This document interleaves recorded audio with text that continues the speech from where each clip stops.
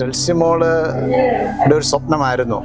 അവളുടെ സ്വപ്നത്തിന്റെ സാക്ഷാത്കാരമാണ് ഈ മരിയാഭവൻ എന്ന് പറഞ്ഞൊരു സ്ഥാപനം.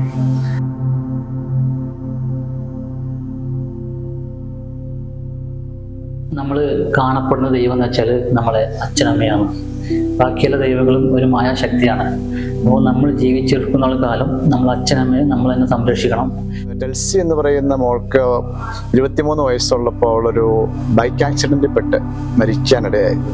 അപ്പം അങ്ങനെ മരിച്ചു കഴിഞ്ഞിട്ട് അവളുടെ ഒരു ഡയറി നോക്കിയപ്പോഴാണ് അറിയുന്നത് ഇവൾക്കിങ്ങനെ ഒരു ആഗ്രഹം ഉണ്ടായിരുന്നു, പാവപ്പെട്ടവർക്ക് വേണ്ടി എന്തെങ്കിലും ചെയ്യണമെന്നുള്ളൊരാഗ്രഹം.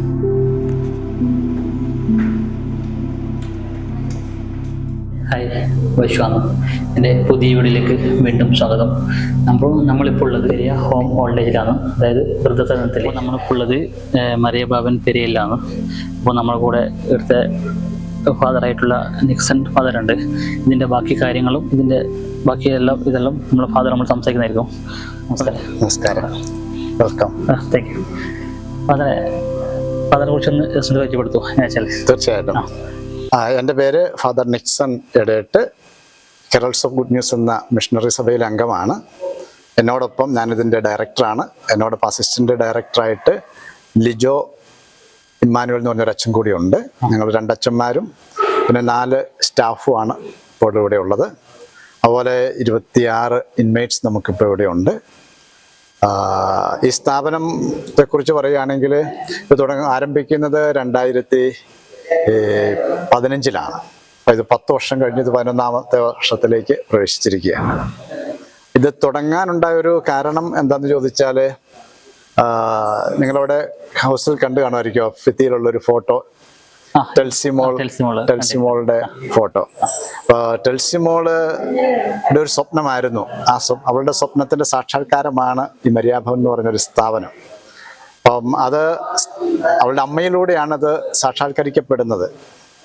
10 വർഷം മുമ്പ് അല്ലെ 11 വർഷം മുമ്പ് 2014 ഞാൻ ഇവിടെ ഈ പള്ളിക്കര എന്ന് പറയുന്ന സ്ഥലത്ത് അവിടുത്തെ പള്ളിയിലുണ്ടായിരുന്ന സമയത്ത് ഞാൻ ഈ സ്ഥലം മേടിക്കാനും ഇവിടെ ഈ സ്ഥാപനം പണിയാനും ഒക്കെ അന്നത്തെ കാലത്ത് ഞാനാണ് സഹായിച്ചിരുന്നത്. പിന്നീട് അതിനുശേഷം ഞാനിവിടെ ഒന്ന് മാറിപ്പോയി. പിന്നീട് ലീലാൻഡി, അതായത് ഇതിൻ്റെ സ്ഥാപക ആണിത് നടത്തിക്കൊണ്ടിരുന്നത്. മറ്റ് ചില ആളുകൾ ഇതിനെ സഹായിച്ചിരുന്നു ആ സമയത്ത് നടത്തിക്കൊണ്ട് പോകാനൊക്കെ ആയിട്ട്. അപ്പോൾ ഈ മോൾക്ക്, ടെൽസി എന്ന് പറയുന്ന മോൾക്ക് 23 വയസ്സുള്ളപ്പോൾ അവളൊരു ബൈക്ക് ആക്സിഡന്റിൽ പെട്ട് മരിക്കാനിടയായി. അപ്പം അങ്ങനെ മരിച്ചു കഴിഞ്ഞിട്ട് അവളുടെ ഒരു ഡയറി നോക്കിയപ്പോഴാണ് അറിയുന്നത് ഇവൾക്കിങ്ങനെ ഒരു ആഗ്രഹം ഉണ്ടായിരുന്നു, പാവപ്പെട്ടവർക്ക് വേണ്ടി എന്തെങ്കിലും ചെയ്യണമെന്നുള്ളൊരാഗ്രഹം. ഒരിക്കൽ ഞാനത് US വിസിറ്റ് ചെയ്യാനിടയായപ്പോഴത്തേക്ക് ആൻറ്റിയുടെ വീട്ടിൽ പോവുകയും അപ്പോൾ എൻ്റെ അയൽവക്കംകാരിയാണ്, കോട്ടയത്താണ് എൻ്റെ വീട്. അപ്പം അവിടെ ഞങ്ങൾ അതുകൊണ്ട് ആൻറ്റിയെ കാണാനായിട്ട് പോകാനിടയായി. അപ്പം അങ്ങനെ ചെന്നപ്പോഴും ടെൽസിമോളും ഈ ലീലാൻറ്റിയെല്ലാം തൊട്ട അയൽവാസിയായിരിക്കും. ഞങ്ങൾ കോട്ടയത്ത് ഞങ്ങളുടെ അടുത്താണ്. അപ്പം അങ്ങനെ ഒരു സൗഹൃദം ഉണ്ട്, വർഷങ്ങളായിട്ട് പരിചയം ഉണ്ടായിരുന്നു എന്നുള്ളതാണ്. അപ്പോൾ ഈ മോൾക്ക് ഇങ്ങനെ ഒരു സ്വപ്നം ഉണ്ടായിരുന്നെന്നും അപ്പം ഞാൻ ആൻറ്റിയോട് ചോദിച്ചു എന്തുകൊണ്ട് നമുക്കിതൊരു കുറച്ചുകൂടെ സ്ഥാപിതമായ കുറച്ച് ആളുകൾക്ക്, കാരണം അവർക്കൊരു ചെറിയ പിള്ളേർക്ക് വേണ്ടിയുള്ള ഒരു സ്ഥാപനമായിരുന്നു ആഗ്രഹം, ടെൽസിമോളുടെ ആഗ്രഹം. പക്ഷെ ഞാൻ പറഞ്ഞു ഇപ്പോൾ പിള്ളേർക്കുള്ളതിനേക്കാൾ കൂടുതൽ ആവശ്യം പ്രായം ചെന്നവർക്കാണ്, അവരാണ് ഇങ്ങനെ ഉപേക്ഷിക്കപ്പെടുന്നതായിട്ട് ഉള്ളത് എന്ന് പറഞ്ഞു. അപ്പം അത് ന്യായമാണെന്ന് ആൻറ്റിക്കും തോന്നി.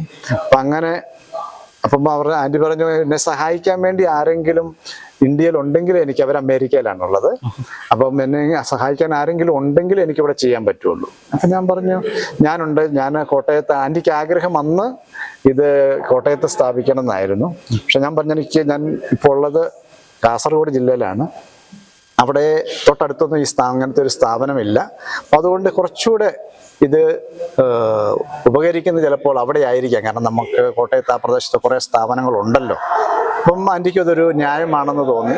അങ്ങനെ പിന്നീട് ഒരു വർഷക്കാലം ഞങ്ങൾ ഒരു സ്ഥലം നോക്കി നടക്കുകയും ഈ സ്ഥലം മേടിക്കുകയും 2015 ഇത് സ്ഥാപിക്കുകയും ഓഗസ്റ്റ് 15-ാം തീയതിയാണ് ഈ സ്ഥാപനം നമ്മൾ ശരിക്കും ഈ നാടിന് സമർപ്പിക്കുന്നത്.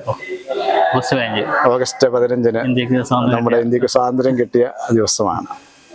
പിന്നീട് നമുക്ക് കുറേശ്ശെ ആളുകൾ പല സ്ഥലങ്ങളിലായിട്ട് ഇവിടെ വരാൻ തുടങ്ങി.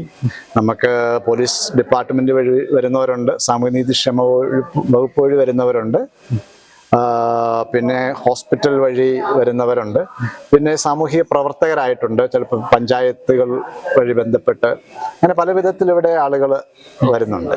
ഏതെന്തെങ്കിലും ഇതിന്റെ അടിസ്ഥാനം തുടങ്ങിയ വെച്ചെങ്കിൽ ഇത് ക്രിസ്ത്യൻസിന്റെ മാത്രമായിട്ടാണോ അതോ അല്ല വിഭാഗങ്ങളുണ്ടോ ഇതിൽ? ഇതിന്റെ മാനേജ്മെന്റ് ക്രിസ്ത്യൻ മാനേജ്മെന്റ് ആണ്.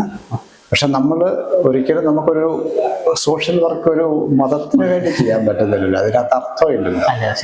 നമുക്കിവിടെ ഉള്ളതിൽ മജോറിറ്റി ഹൈന്ദവ സഹോദരങ്ങളാണ്. അപ്പൊ അങ്ങനെ പറയുകയാണെങ്കിൽ പറയാൻ വേണ്ടി പറഞ്ഞു. പിന്നെ ക്രിസ്ത്യൻസ് ഉണ്ട്, മുസ്ലിം സഹോദരങ്ങളുണ്ട്.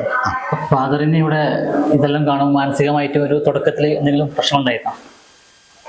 ഞാനിത് ഏറ്റെടുക്കാൻ സത്യത്തിൽ തുടക്കത്തിൽ ഭയങ്കര വിസമ്മതം ഉള്ളിലുണ്ടായിരുന്നു.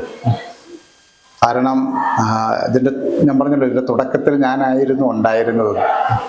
അപ്പൊ അതിനുശേഷം എന്നെ കൊണ്ട് സാധിക്കില്ല എന്നുള്ളൊരു ചിന്തയാണ് സത്യത്തിൽ എനിക്കുണ്ടായിരുന്നത്. പിന്നീട് ഞാൻ കുറെ പ്രാർത്ഥിച്ചു. അപ്പൊ പിന്നെ എനിക്ക് തോന്നി ദൈവഹിതമായിരിക്കാം ഞാനിത് ഏറ്റെടുക്കണമെന്നത് തോന്നൽ എൻ്റെ മനസ്സിൽ വന്നു. പിന്നീട് അങ്ങ് തിരിഞ്ഞ് നോക്കിയിട്ടില്ല, മുമ്പോട്ട് ഇറങ്ങിയാണ്. പിന്നീട് മുമ്പോട്ട്. കാരണം നമുക്കങ്ങനെ തിരിഞ്ഞു നോക്കി നിൽക്കാൻ പറ്റത്തില്ല പിന്നീട്. അപ്പൊ അതുകൊണ്ട് പിന്നീട് മുന്നോട്ട് പോകുന്നു. ദൈവം കൂടെ ഉണ്ടെന്നുള്ള ഒരു വലിയ ആത്മവിശ്വാസമാണ് നമുക്കുള്ളത്. ആ വിശ്വാസത്തിൽ സന്തോഷത്തോടെ മുന്നോട്ട് പോകുന്നു. പറ്റുന്നത് പോലെ ഇവർക്ക് വേണ്ടി നമ്മളാൽ കഴിയുന്ന വിധത്തിൽ ഇവരുടെ ജീവിതം കുറച്ച് മെച്ചപ്പെടുത്തണമെന്ന്, എത്രത്തോളം മെച്ചപ്പെടുത്താമോ. ഇപ്പം നമ്മൾ കഴിഞ്ഞ ദിവസം ഉദാഹരണത്തിന് ഒരു മീറ്റിംഗ് ഇവരുമായിട്ട് വെച്ച് അവർക്ക് ഒരു മാസത്തിലൊരിക്കൽ അവരുടെ അഭിപ്രായങ്ങൾ, അവരുടെ ബുദ്ധിമുട്ട്, വിഷമങ്ങൾ, അവർക്ക് വേണ്ടത് അങ്ങനെയൊക്കെ പറയാനുള്ളൊരു അവസരം നമ്മൾ അവർക്കും കൊടുക്കും. കാരണം ഞാൻ അവരോട് പറയുന്നത് മരിയ ഭവനാണ്, ഇതൊരു ഭവനത്തിൻ്റെ അറ്റ്മോസ്ഫിയർ ഉണ്ടാകണം എന്ന് ഞാൻ ആഗ്രഹിക്കുന്നു. കാരണം സ്വന്തം ഭവനങ്ങൾ നഷ്ടപ്പെട്ടവരാണല്ലോ അവര്. അതുകൊണ്ട് ഈ ഭവനത്തിൽ അവർക്ക് ഒരു ഭവനത്തിൻ്റെ അന്തരീക്ഷം ഉണ്ടാകണമെന്ന് ആഗ്രഹമുണ്ട്. എത്രത്തോളം പരിശ്രമിക്കുന്നു അത്ര എനിക്ക് പറയാൻ പറ്റുന്നത്.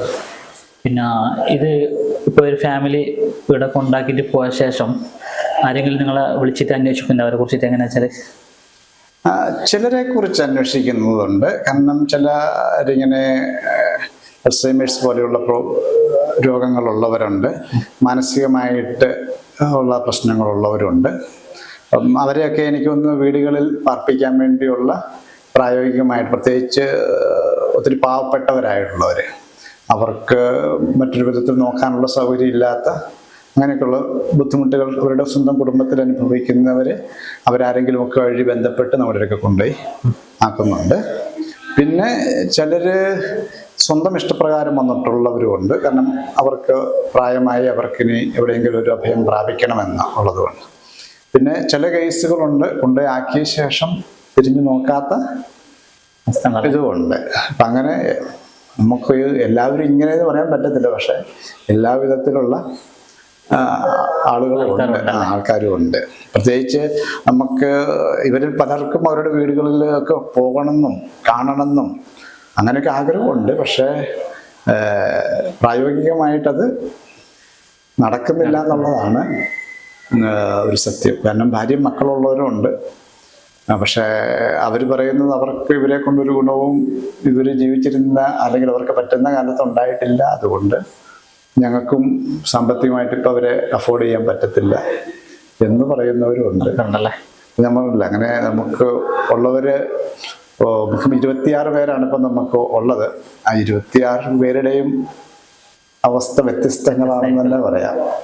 ഈ ഹൈന്ദവ സഹോദരങ്ങൾക്കും മുസ്ലിം സഹോദരങ്ങൾക്കും പ്രാർത്ഥിക്കാനുള്ള വേറെ എന്തെങ്കിലും സ്ഥലങ്ങളുണ്ടോ?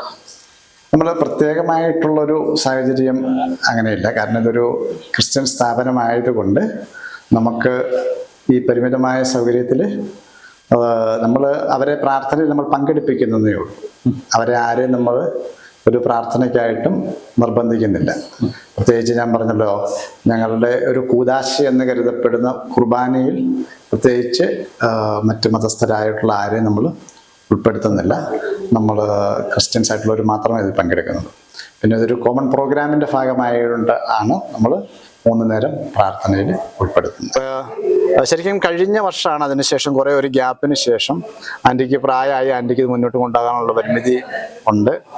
അപ്പോൾ അന്നേരം ആൻറ്റി പറഞ്ഞു ഇത് ഞങ്ങളുടെ സഭയെ, ഹെറൽഡ്സ് ഓഫ് ഗുഡ് ന്യൂസ് എന്ന സഭയെ ഏൽപ്പിക്കാനായിട്ട് ആൻറ്റി താല്പര്യം കാണിച്ചു. അപ്പം ഞാൻ തന്നെ ഇവിടെ വരണമെന്ന് ആൻറ്റിക്ക് വലിയൊരു ആഗ്രഹമായിരുന്നു. അപ്പം ഞാൻ സഭയോട് പറഞ്ഞു. അങ്ങനെ ആണ് ഞാൻ ഒരു 8-9 വർഷങ്ങൾക്ക് ശേഷം പിന്നീട് ഇതിന്റെ ഡയറക്ടറായിട്ട് ഇവിടെ തിരിച്ചെത്തുന്നത്.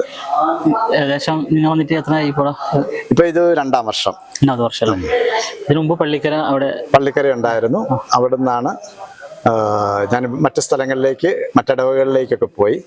അത് കഴിഞ്ഞിട്ട് ഇപ്പം ഒരു 2 വർഷമാകുന്നു ഇവിടെ വന്നിട്ട്. ഇത് മാത്രമാണോ വേറെ എന്തെങ്കിലും സ്ഥാപനമുണ്ടോ? ഞങ്ങൾക്ക് ഇത് ഞങ്ങളുടെ സഭയുടെ ഇത് 4ാമത്തെ ഓൾഡ് ഏജ് ഹോമാണ്. 4ാമത്തത്. ഞങ്ങൾക്ക് കോട്ടയം, എറണാകുളം ജില്ലകളിലായിട്ട് 3 എണ്ണം ഉണ്ട്. മലബാറിൽ ഇത് ആദ്യത്തെ സ്ഥാപനമാണ്. ഇത് ഓഗസ്റ്റ് 15 2015 ഉദ്ഘാടനം കഴിഞ്ഞത്. 2015. ഇത് ലാസ്റ്റത്തെ ഇതാണോ? ഇത് 2015 കഴിഞ്ഞിട്ട് ഇപ്പം 10 വർഷം 11 വർഷം. കാസർഗോഡ് ജില്ലയിലെ അവസാനത്തെ ഇതായിപ്പോ അങ്ങനെയില്ല. തീർച്ചയായും അങ്ങനെ ഇതില്ല. ഇനിയും ആവശ്യങ്ങൾ അനുസരിച്ച് ഇത് ചെയ്യാന്നുള്ളതാണ്. ഓർഫൻസ് ഉണ്ടാകാതിരിക്കട്ടെ, അവർക്ക് സ്വന്തം വീടുകളിൽ താമസിക്കാൻ പറ്റുകയാണ്. അതാണ് ഏറ്റവും നല്ല കാര്യം. കാരണം ഓർഫണേജുകൾ ഉണ്ടാകരുതെന്ന് പറയുന്നൊരു മനുഷ്യനാണ് ഞാൻ. പക്ഷേ നിർഭാഗ്യവശാൽ അതല്ലല്ലോ യാഥാർത്ഥ്യം. ഞാനത് വന്ന ശേഷം വന്നിട്ട് നോക്കുമ്പോൾ ഇവിടുത്തെ ഒരു അവസ്ഥ കണ്ടിട്ട് കയറിയപ്പാടൊരു ഭയങ്കരമായ സങ്കടം ഉണ്ടായി. ഇത് നമ്മളെ വീട്ടിലെ അച്ഛനമ്മരെ ഇവിടെ ഇപ്പോൾ ശരിക്കും ഉള്ളത് ആണുങ്ങൾ മാത്രമല്ലേ? നമുക്ക് പുരുഷന്മാർ മാത്രമേ നമ്മളുള്ളൂ.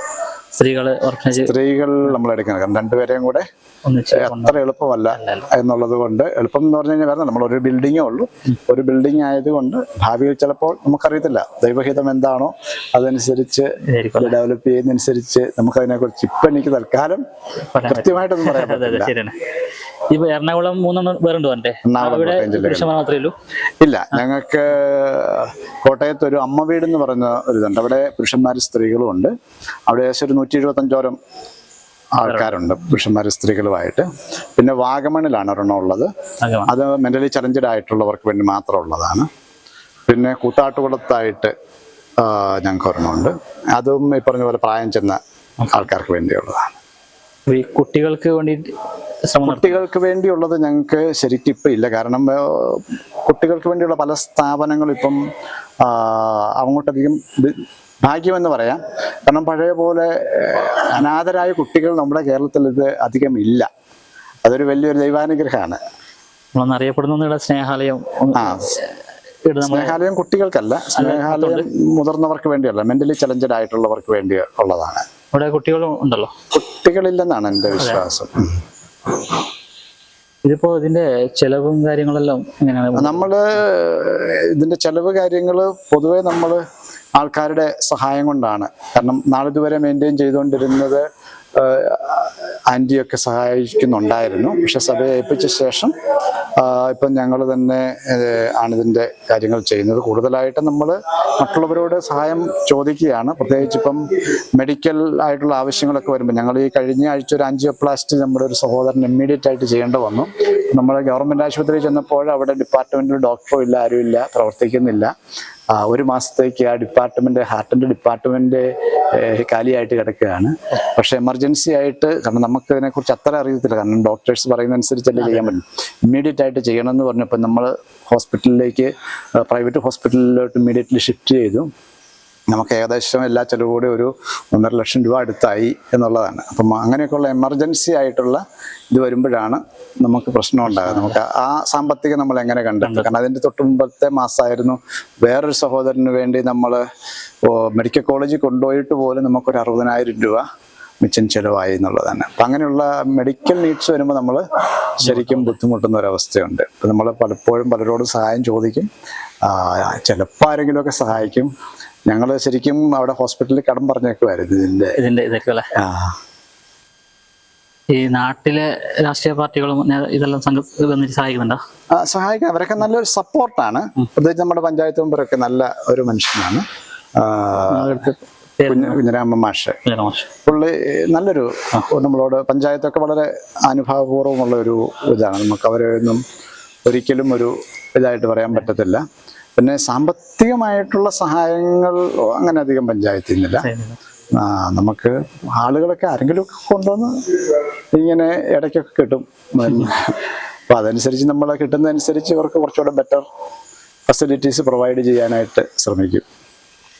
ഒരു 2 വർഷം മുമ്പ് നമ്മുടെ നാട്ടിലൊരു EMS മുക്കുടിന്റെ ഒരു ഓണാഘോഷത്തിന്റെ പരിപാടിയായിട്ട് നമ്മുടെ സദ്യ കൊടുക്കാൻ വന്നിട്ടായിരുന്നു.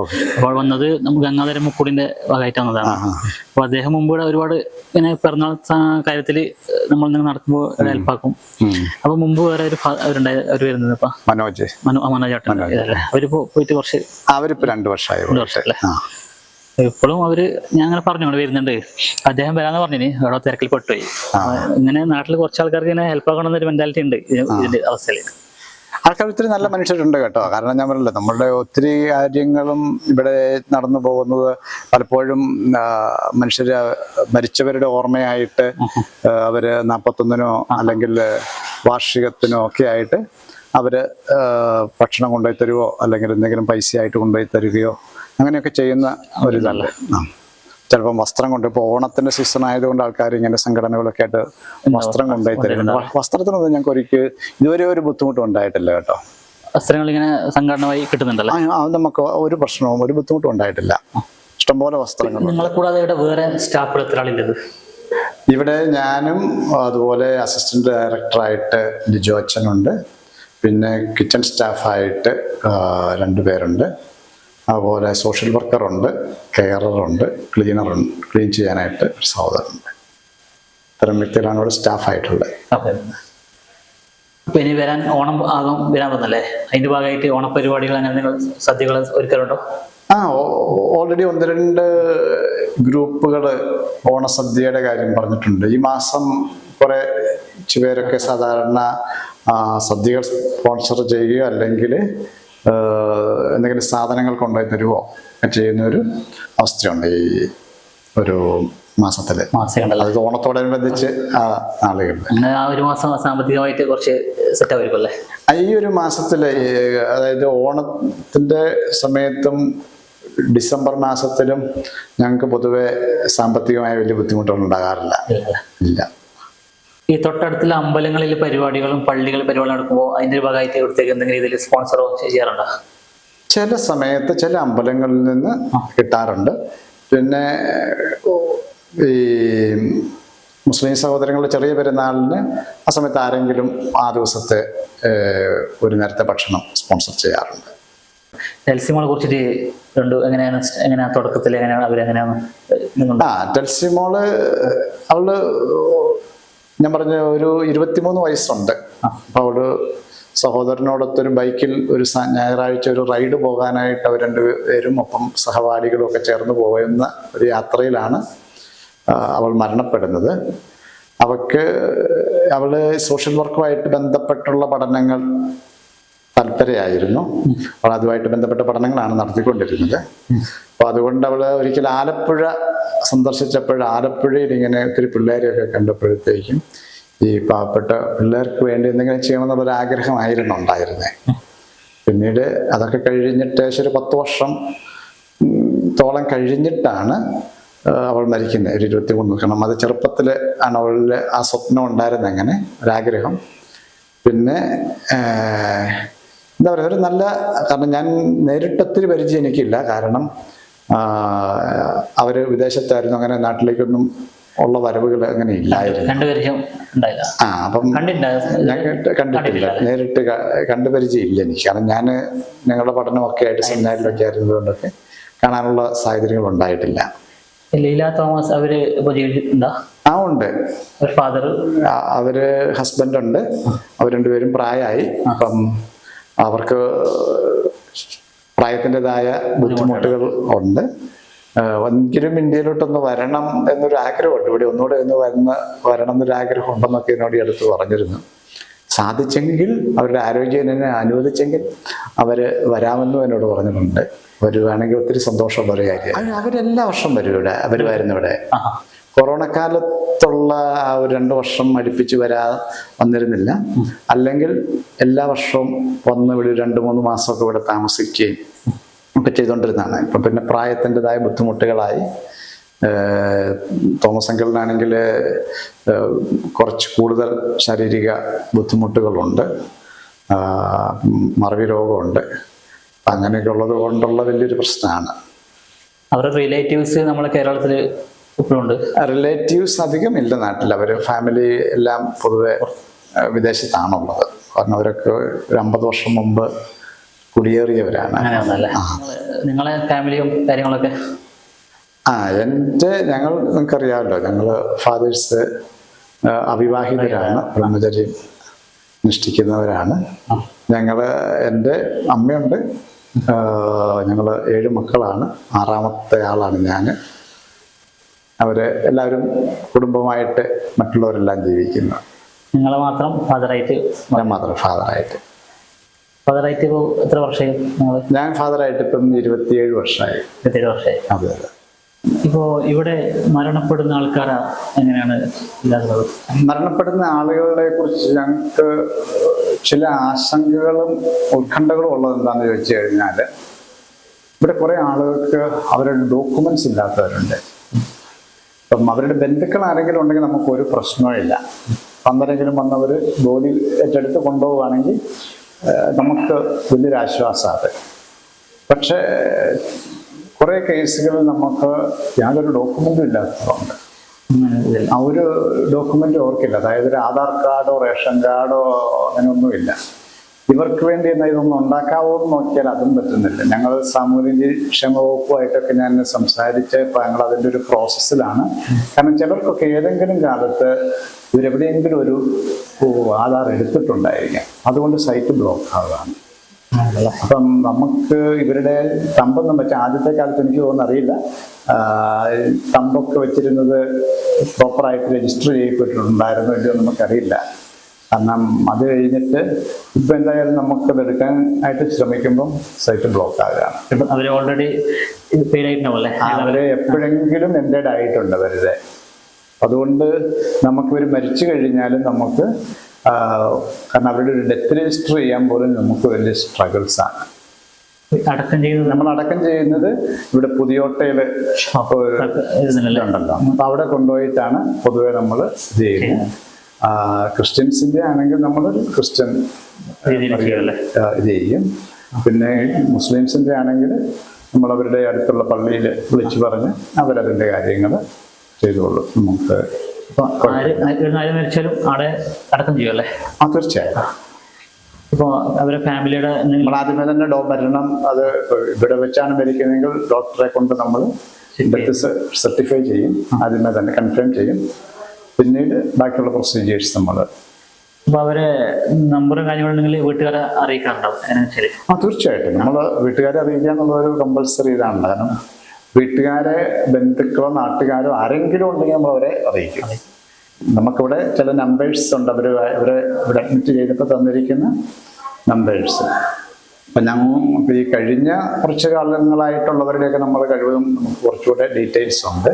പക്ഷെ ഇവിടെ ആദ്യം ഉണ്ടായിരുന്നവരുടെ നമുക്ക് കൂടുതൽ ഡീറ്റെയിൽസ് ഇല്ല. അപ്പം എന്നാലും ഞങ്ങൾ ഇങ്ങനെ ട്രൈ ചെയ്യുന്നുണ്ട്, ഇങ്ങനെ അവരുടെയൊക്കെ എന്തെങ്കിലും ഒരു ഡീറ്റെയിൽസ് ട്രേസ് ചെയ്യാനായിട്ടുള്ളൊരു ശ്രമം നടത്തിക്കൊണ്ടിരിക്കുന്നു. ലാസ്റ്റായിട്ട് മരണപ്പെട്ടത് ഏത് ദിവസമായിരിക്കും? ഇപ്പൊ ലാസ്റ്റായിട്ട് മരണപ്പെട്ടത് കഴിഞ്ഞ ജൂലൈ മാസത്തിലാണ്. കുഞ്ഞഹമ്മദ് ഇച്ച എന്ന് പറഞ്ഞൊരു കുഞ്ഞഹമ്മദ് എന്ന് പറഞ്ഞൊരു 86 വയസ്സുള്ള ഒരാളാണ്. അദ്ദേഹത്തെ ഇവിടെ നമ്മുടെ ഈ പള്ളിയിലാണ്, ഇവിടെ ഒരു തൊട്ടടുത്തൊരു മുസ്ലിം പള്ളിയുണ്ട്. അപ്പം അവിടെയാണ് അവർ വന്ന് ചെയ്തു. അദ്ദേഹത്തിന് ആരുമില്ല, അദ്ദേഹത്തിന് ചെറിയ മാനസികമായിട്ടുള്ള പ്രശ്നങ്ങളൊക്കെ ഉണ്ടായിരുന്ന ഒരാളാണ്. അപ്പം അദ്ദേഹം മരിച്ചിട്ട് അവര് വന്ന് ബോഡി കൊണ്ടുപോയി അടക്കം ചെയ്തു. ഇങ്ങനെ ഒരു സ്ഥാപനം ഉള്ളത് കൊണ്ട് ഈ ഫാമിലി ഇതിന് ഒരു മുതലെടുപ്പ് രീതിയിൽ യൂസ് ചെയ്യുന്നുണ്ടോ? മുതലെടുപ്പ് രീതിയിൽ ഉണ്ടോയെന്ന് ചോദിച്ചാൽ ചിലപ്പോൾ ഒരു പരിധിവരെ ഉണ്ടാവാം. കാരണം നമ്മുടെ ഇടയ്ക്ക് ചിലപ്പോൾ അതിൻ്റെ പൂർണ്ണമായ രൂപങ്ങളൊന്നും എത്താറില്ലല്ലോ. കാരണം നമ്മളോടിപ്പോൾ ആരെങ്കിലും വിളിച്ച് പറയുന്നു ഇങ്ങനൊരാളുണ്ട്, ചിലപ്പോൾ പോലീസ് സ്റ്റേഷൻ വഴി ആയിരിക്കാം. ഞാനൊരു കേസ്, ഒരു 86 വയസ്സുള്ള ഒരു അപ്പച്ചൻ്റെ കാര്യം പറഞ്ഞത്. അപ്പം മകൻ പോലീസ് സ്റ്റേഷൻ വഴി ബന്ധപ്പെട്ടാണ് ഇവിടെ കൊണ്ടുപോയാക്കുന്നത്. പക്ഷെ അത് കഴിഞ്ഞിട്ട് ഈ മോൻ യാതൊരു ബന്ധവും ഇല്ല. ഈ അപ്പൻ ആഗ്രഹമുണ്ട് ഈ മോനെന്ന് വിളിക്കണമെന്ന്, പക്ഷേ തിരിഞ്ഞു നോക്കുന്നില്ല. നമ്മൾ എത്രയോ വട്ടം വിളിച്ചു നോക്കിയെന്നറിയാം. അപ്പൊ അങ്ങനെയൊക്കെയുള്ള ഇതുണ്ട്, ഉണ്ടല്ലേ പ്രശ്നങ്ങളുണ്ട്. അത് ഒരു മുതലെടുപ്പിന്റെ ഭാഗമായിരിക്കും അല്ലേ? അത് എന്തായാലും അതൊരു നമുക്ക് തന്നെ വിഷമം തോന്നുന്ന ഒരു കാര്യമാണ്. കാരണം പറഞ്ഞിട്ട് നമ്മൾ നോക്കിയോളാം അപ്പൊ, പക്ഷെ എന്നാലും അവർക്കൊരു സാമാന്യ മര്യാദയിൽ ഈ അച്ഛനെ ഒന്ന് വിളിക്കരുതോ? വേറൊന്നും വേണ്ട, അവരൊന്നും ചെയ്യണ്ട. അവരാദ്യമേയൊക്കെ സാമ്പത്തികമായിട്ട് പോലും നമ്മളെ സഹായിക്കുമെന്നൊക്കെ പറഞ്ഞാണ് വന്ന ഇത് ചെയ്ത്. പക്ഷെ അതൊന്നും വേണ്ട. അറ്റ്ലീസ്റ്റ് അവരുടെ അച്ഛനൊന്ന് വിളിച്ചാൽ മാത്രം മതി. അച്ഛനൊരാഗ്രഹം ഉണ്ടാവല്ലേ മോനോട് സംസാരിക്കണം, കുടുംബത്തിനോട്? ഭയങ്കര ആഗ്രഹമുണ്ട്, ഭയങ്കര ആഗ്രഹമുണ്ട്. ഇപ്പൊ ചിലപ്പോ പറയും അവൻ പോട്ടെ എന്ന് പറയും, മനസ്സിൽ സങ്കടത്തോടെ. ഉറപ്പായിട്ടും ഒരു പരിധിയിൽ കൂടുതൽ ആൾക്കാർ ഇവിടെ വന്നു കഴിഞ്ഞാൽ നിങ്ങൾക്ക് ഇതിനെ നിയന്ത്രിക്കാനുള്ളൊരു നമുക്ക് ഇപ്പം 25 പേർക്കുള്ള ലൈസൻസ് ആണ് നമുക്ക് ഇവിടെ ഉള്ളത്. അപ്പം നമുക്ക് ഇപ്പൊ ഇതിന്റെ ലൈസൻസ് റിന്യൂവൽ നമ്മൾ അപ്ലൈ ചെയ്തിട്ടിരിക്കുകയാണ്. അതിന്റെ ഇൻസ്പെക്ഷൻ എല്ലാം കഴിഞ്ഞു. അപ്പം നമ്മളൊരു 10 പേർ കൂടെ എടുക്കാനായിട്ടുള്ളൊരു സൗകര്യം നമുക്കിവിടെ ഫെസിലിറ്റീസ് ഉണ്ട്. 3 ഡോർമെട്രികളുണ്ട്. അപ്പം ഒരു 35 പേരെ വരെ നമുക്ക് അക്കോമഡേറ്റ് ചെയ്യാൻ യാതൊരു ബുദ്ധിമുട്ടില്ല. കാരണം അത്യാവശ്യം സ്പേഷ്യസ് ആണ് ഹൗസ്. ദിനചര്യ എങ്ങനെയാണ് ദിവസം? ഇതിന്റെ രാവിലെ തൊട്ട് വൈകുന്നേരം രാത്രി വരെ നമ്മുടെ ദിനചര്യകൾ എങ്ങനെയാന്ന് വെച്ചാൽ രാവിലെ 5:45 ആകുമ്പോഴത്തേക്കും എഴുന്നേക്കാനുള്ള ഇതാണ്. ബെല്ലടിക്കും, എല്ലാത്തിനും എല്ലാ ടൈമിലും ബെല്ലടിക്കും, മണിയുണ്ട്. അപ്പോൾ അവർ എഴുന്നേറ്റ് അവർ വന്ന് കട്ടൻ ചായ കൊടുക്കും അവർക്ക്. അത് കഴിഞ്ഞാൽ പിന്നെ അവരുടെ പ്രഭാത കർമ്മങ്ങളുടെ കാര്യങ്ങൾ.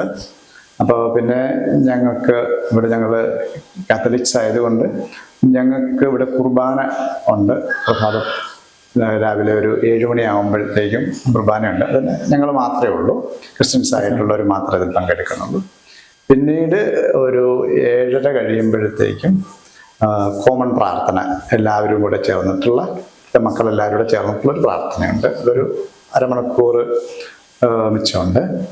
അത് കഴിഞ്ഞിട്ട് നേരെ എല്ലാവരും രാവിലത്തെ ബ്രേക്ക്ഫാസ്റ്റ് കഴിക്കാനായിട്ട് വരും. മരുന്ന് കാര്യങ്ങൾ, അത് കഴിഞ്ഞിട്ട് കുറച്ച് നേരം നടക്കുക, പത്രം വായിക്കുക, അങ്ങനെ കുറേ കാര്യങ്ങളൊക്കെ ആയിട്ട്. ചിലർ എന്തെങ്കിലുമൊക്കെ ചെറിയ ചെറിയ പണികൾ ചെയ്യാൻ പറ്റുന്നവരങ്ങനെ ചെറിയ ചെറിയ പണികളിൽ ഏർപ്പെടുക. പിന്നെ അവർക്കൊരു 10:30 ആകുമ്പോഴത്തേക്കും യോഗയുണ്ട്. അപ്പം അത് കഴിഞ്ഞ് കുറച്ച് സമയം എന്തെങ്കിലും റിക്രിയേഷൻ ആയിട്ടുള്ള പരിപാടികൾ. പിന്നെ 12:30 ആകുമ്പോഴത്തേക്കും പിന്നെ പ്രാർത്ഥനയുണ്ട്. ഭക്ഷണത്തിനെല്ലാം 3 നേരവും ഭക്ഷണത്തിന് മുമ്പായിട്ട് പ്രാർത്ഥനയുണ്ട്. അത് കഴിഞ്ഞ് ഉച്ചഭക്ഷണം, പിന്നീട് വിശ്രമം, TV കാണലാണ്. ഞങ്ങൾക്കിപ്പോൾ കുറച്ച് കഴിഞ്ഞ ഒരു 10 ദിവസമായിട്ട് 10 ദിവസത്തിലധികമായെന്ന് തോന്നുന്നു. 10 ദിവസം ആയി കാണും. അത്രേ ഉള്ളൂ. TV കേടായിപ്പോയി. അതൊരു നന്നാക്കിയതാണ്, പക്ഷെ പിന്നെയും പോയി. അതുകൊണ്ട് ഇപ്പോൾ പറഞ്ഞ 10 ദിവസത്തോളായിട്ട് അവർക്ക് TV ഇല്ല. ഒരെണ്ണം പുതിയത് എങ്ങനെയെങ്കിലും ഒപ്പിക്കണമെന്ന് കരുതുന്നത്. അപ്പം TV പിന്നെ അവർക്കൊരു 4-5 മണി വരെ TV കാണാനുള്ള കാലാവസ്ഥ അനുസരിച്ച് ഇത് ചെയ്യും. 4 മണിയാകുമ്പോൾ ടീ ഉണ്ട്, ടീയും സ്നാക്സും കാണും. പിന്നെ ചെറിയ ചെറിയ പണികളോ നടത്തും കാര്യങ്ങളൊക്കെ ആയിട്ട് അവർ ഇത് ചെയ്യും. ഇത് കണ്ടിട്ട് TV ആരെങ്കിലും ഒരു വീഡിയോ കണ്ടി സ്പോൺസർ ചെയ്തെങ്കിൽ സന്തോഷമാവട്ടെ? തീർച്ചയായിട്ടും ഒത്തിരി സന്തോഷമുള്ള കാര്യമാണ്. നമ്മളെ വീഡിയോ ആരും കാണാനും ഉണ്ടെങ്കിൽ, അത്ര നല്ലൊരു മനസ്സുണ്ടെങ്കിൽ ഒരു TV സ്പോൺസർ ചെയ്തിട്ടൊരു ഇതാക്കുന്നു. തീർച്ചയായിട്ടും ഒരുപാട് നന്ദിയുണ്ട്. നമ്മൾ ഇത്ര സമയം ചെലവഴിച്ചതിനും ഇതിന്റെ കൂടുതൽ കാര്യങ്ങൾ പറഞ്ഞതിനും ഒരുപാട് നന്ദി. ഒത്തിരി സന്തോഷം. ദൈവം നിങ്ങളെ അനുഗ്രഹിക്കട്ടെ പ്രാർത്ഥിക്കുന്നു. നന്ദിയുണ്ട്. ഇത് ഞങ്ങളുടെ ഒരു ബ്രൗഷറാണ്. അപ്പം ഇതിനകത്ത് ഞങ്ങളുടെ അഡ്രസ്സ് കൃത്യമായിട്ടുണ്ട്. അതുപോലെ ഞങ്ങളെക്കുറിച്ചൊരു ചെറിയ വിവരണം ഈ സ്ഥാപനത്തെക്കുറിച്ചുണ്ട്. കീഴിൽ ഞങ്ങളുടെ അക്കൗണ്ട് നമ്പറുണ്ട്. ഇതാർക്കെങ്കിലും ഇത് ചെയ്യുകയാണെങ്കിൽ സന്തോഷമാണ്. കാരണം ഞങ്ങളുടെ ഈ സ്ഥാപനം ഇച്ചിരി അകത്തേക്കായതുകൊണ്ട് പൊതുവെ ആരും ഒത്തിരി അറിയുന്നില്ല ഈ സ്ഥാപനത്തെക്കുറിച്ച്.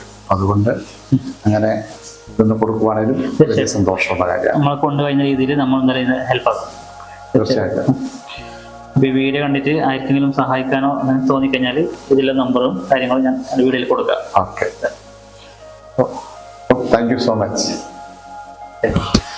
നമ്മൾ കാണപ്പെടുന്ന ദൈവം എന്ന് വെച്ചാൽ നമ്മളെ അച്ഛനമ്മയാണ്. ബാക്കിയുള്ള ദൈവങ്ങളും ഒരു മായാശക്തിയാണ്. അപ്പോൾ നമ്മൾ ജീവിച്ചെടുക്കുന്ന കാലം നമ്മൾ അച്ഛനമ്മയെ നമ്മൾ തന്നെ സംരക്ഷിക്കണം. പിന്നെ ഇവിടെ വന്നിട്ട് കണ്ടായിട്ട അവസ്ഥ മനസ്സിലാവും എങ്ങനെയാണ്. മാനസികമായിട്ട് ഭയങ്കര സങ്കടമുണ്ട്. ഇവിടുത്തെ ഇവിടെ എല്ലാവരും ഇങ്ങനെ വയസ്സുള്ളവരെ ഉണ്ടാക്കിയിട്ട് അസുഖമുള്ളവരെ ഉണ്ടാക്കിയിട്ട് നിർത്തിയിട്ട് പോകുന്നതാണ്. അപ്പോൾ ഇവിടെ ഓരോരോ വന്നിട്ട് ഓരോ അച്ഛനമ്മനെ കാണുമ്പോൾ നമ്മളിങ്ങനെ ഭയങ്കര സങ്കടമായി. സത്യം പറഞ്ഞാൽ ഇവിടെ ഒരാൾക്ക് സുഖമില്ല, കാത്തു കഴിയുന്നില്ല, ഒരാൾക്ക് ശ്വാസം കിട്ടുന്നില്ല, ഒരാൾക്ക് നടക്കാനായിട്ട് അവസ്ഥ അങ്ങനെയാണ്. ഇവർ നല്ല രീതിയിൽ ശ്രമിക്കുന്ന സ്റ്റാഫുകളും അച്ഛന്മാരും നല്ല രീതിയിൽ നമ്മളെ ഫാമിലി നോക്കുന്ന രീതിയിൽ തന്നെയാണ് ഇവരെ പരിപാലിക്കുന്നത്. അതിനൊരു ഇതുമില്ല. ഇതിൻ്റെ കൂടുതൽ ഡീറ്റെയിൽസ് കാര്യങ്ങൾ ഞാൻ ഈ വീഡിയോ ചേർക്കുന്നുണ്ട്. അപ്പോൾ നിങ്ങൾക്ക് ആർക്കെങ്കിലും ഇതിനെ ഹെൽപ്പാക്കാനോ ഇവിടെ എന്തെങ്കിലും സ്പോൺസർ ചെയ്യാൻ താല്പര്യമുണ്ടെങ്കിൽ അവർക്ക് കുറച്ചും കൂടി സഹായകരമായിട്ട് അപ്പോൾ നിങ്ങളാൽ കഴിയുന്ന രീതിയിൽ ഇതിനൊരു ഹെൽപ്പാക്കണം. നമ്പറും കാര്യങ്ങളും എല്ലാം താഴെ ഞാൻ കൊടുക്കുന്നുണ്ട് വീഡിയോൻ്റെ. ചില റിലേറ്റീവ്സ് ഇവിടെ അളക്കിയിട്ട് പോയിട്ട് പിന്നെ ഒരു രീതിയിലും അവരെ കാണാനോ കോണ്ടാക്ട് ചെയ്യാനോ ശ്രമിക്കുന്നില്ല. പക്ഷേ ഇവിടെ വന്നവർക്ക് ഈ കുടുംബങ്ങളെയും അവരുടെ മക്കളെയും കാണണമെന്നൊരു ആഗ്രഹമുണ്ട്. പക്ഷേ ഇവിടെ ഇവിടെ കൊണ്ടുവന്നവർക്ക് അതൊരു ആഗ്രഹമില്ല. എന്താണെന്ന് വെച്ചാൽ ഒന്നും പോലെ അച്ഛനമ്മയും ഒരു നായ്ക്കളെ പോലെയാണ് ഇവിടെ അളക്കിയിട്ട് പോകുന്നത്. സത്യം ഇങ്ങനെ പറഞ്ഞു കഴിഞ്ഞാൽ ഭയങ്കര സങ്കടമുണ്ട് ഇതിനെക്കുറിച്ച് സംസാരിക്കുമ്പോൾ. എൻ്റെ ഈ വീഡിയോ ഇവിടെ അവസാനിക്കുന്നു. മറ്റൊരു നല്ലൊരു വീഡിയോ ആയിട്ട് നമുക്ക് വീണ്ടും കാണാം. അതുവരേക്കും